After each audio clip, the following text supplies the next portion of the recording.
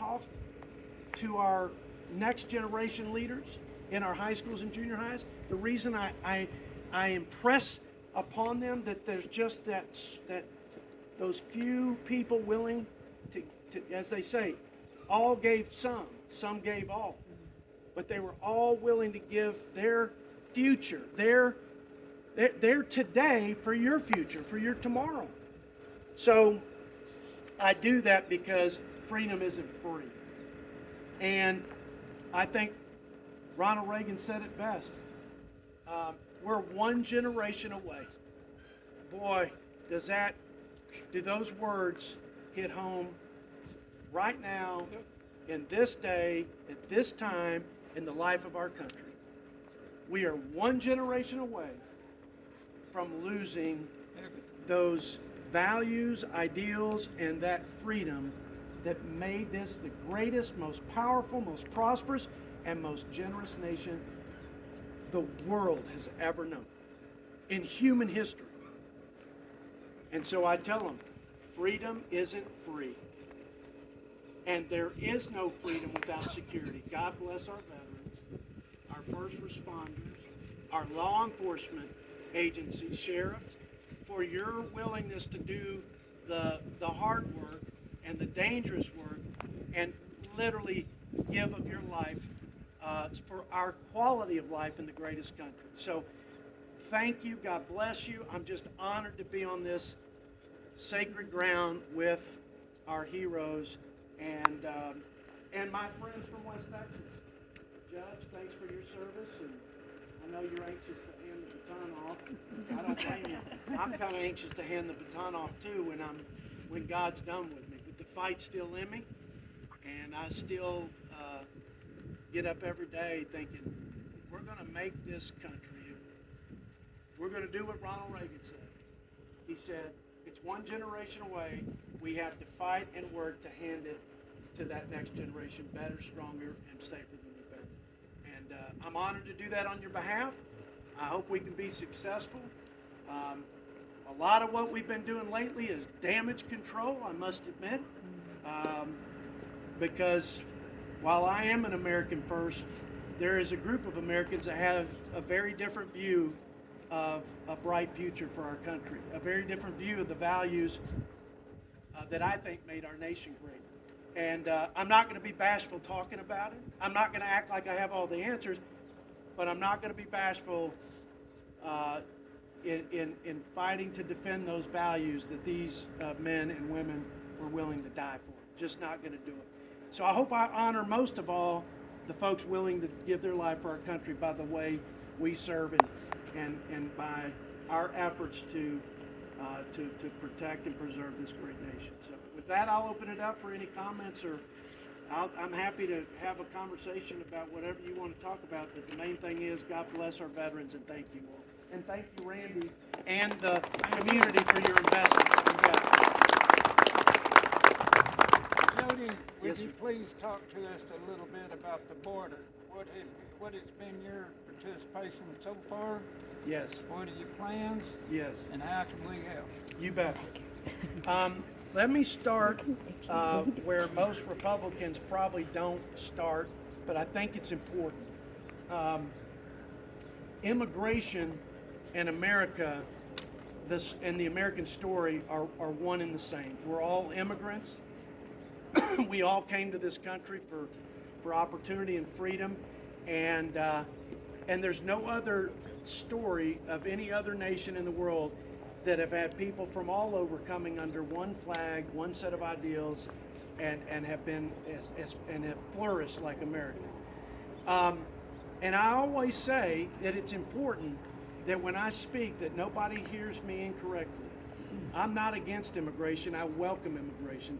I welcome the new blood of the new immigrant that's willing to work hard, that's willing to embrace the American values, pledge allegiance to the American flag, and have a better life for their family.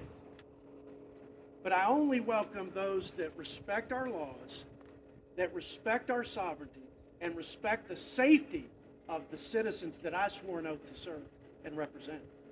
And right now, sir, as you know, I don't have to tell you, it is, I think it is shameful for a nation as great as America to cede control of our sovereign borders to narco-terrorist drug cartels, because those are the guys that are controlling the border, not the Border Patrol, and not because the Border Patrol doesn't want to, but because they aren't allowed to, and because of the policies. And by the way, elections have consequences, policies have consequences, and the policies of this administration have created, in my opinion, total chaos and lawlessness. And by the way, the lawlessness is in the streets of our cities, Sheriff.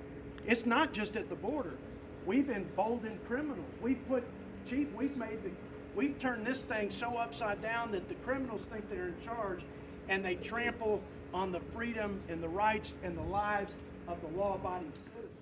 So I feel like you. Some days I feel like, what country did I wake up in that we can have prosecutors at the local level working to let the criminals out, and then going after the law-abiding citizen who's using their Second Amendment right just to protect their property and their families.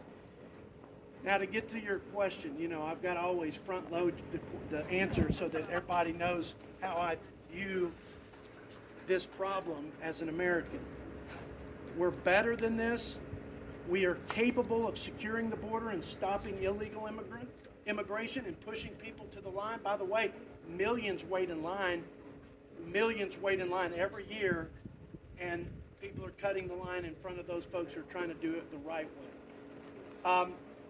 I have no hope or illusion that this administration is going to change its policies regarding the border.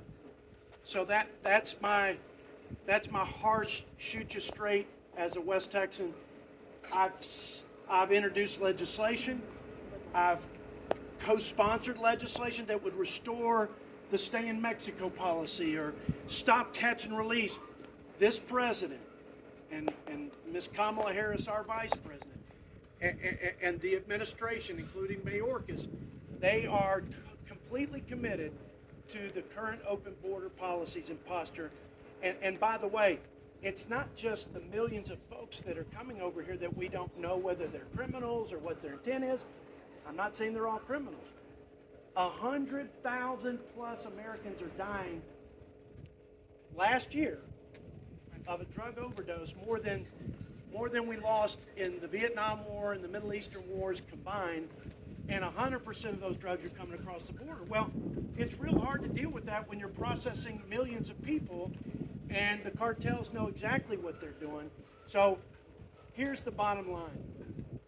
I don't have hope this administration is going to change. We've done press conferences. We've sent letters. We've gone to the press. We've tried to shame them. We've tried to, cajole them in every way politically. They are totally committed to this.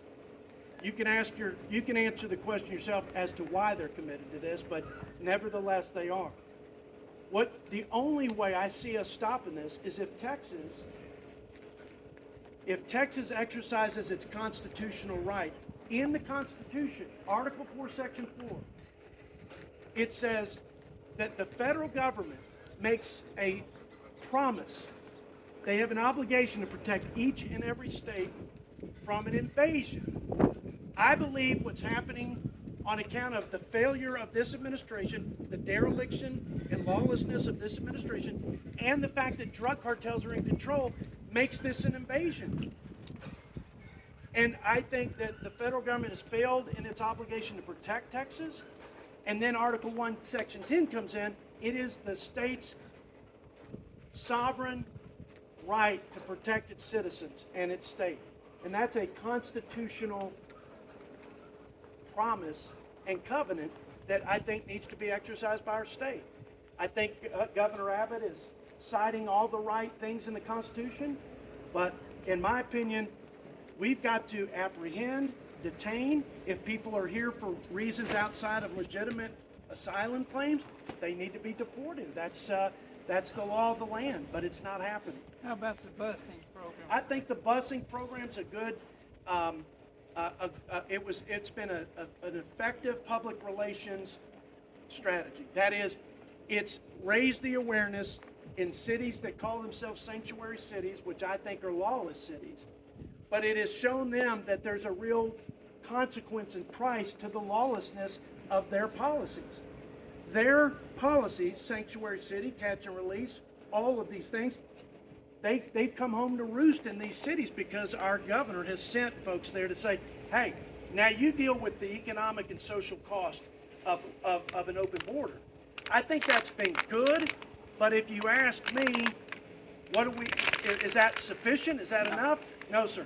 I think we've got to do the job the federal government has failed Texas in doing, and that is secure the border, enforce the laws, stop illegal immigration, and restore law and order and public safety to the citizens of this great state. How do we help? I think you've got to talk to your state leaders who are, I understand it shouldn't be this way. They shouldn't have to bear that responsibility because it's supposed to be the federal government's job. But it is that way. And I'm just telling you, 2 more years of this, Texas cannot take. So I would ask you to make your pleas. If you agree with me, then I think you need to let your opinions be known to your state leaders, especially your statewide leaders. Could you talk to us